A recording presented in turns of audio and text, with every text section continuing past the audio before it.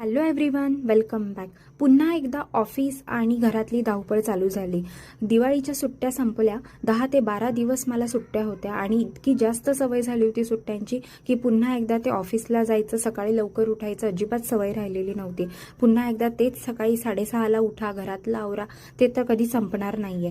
आणि फायनली सुट्ट्या संपल्या. लगेच दुसऱ्या दिवशीची ऑफिसची तयारी चालू झाली.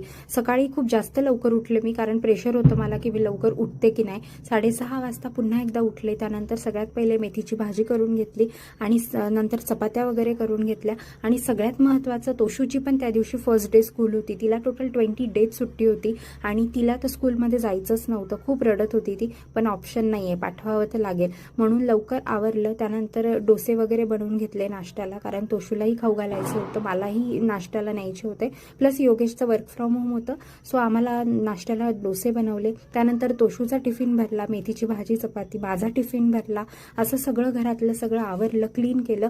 आणि माझी ट्रेन असते, त्यामुळे योगेशने आणि तोशूने सगळ्यात पहिले मला स्टेशनला सोडलं, कारण माझी ट्रेन मिस झाली तर प्रॉब्लेम होतो. नंतर मग योगेश आणि तोशूला बाय केलं आणि मग लगेच योगेशने तोशूला स्कूलला सोडलं. सो असा होता माझा दिवस गाईड. सो आजसाठी बाय. फॉलो अँड सबस्क्राईब करायला विसरू नका. बाय.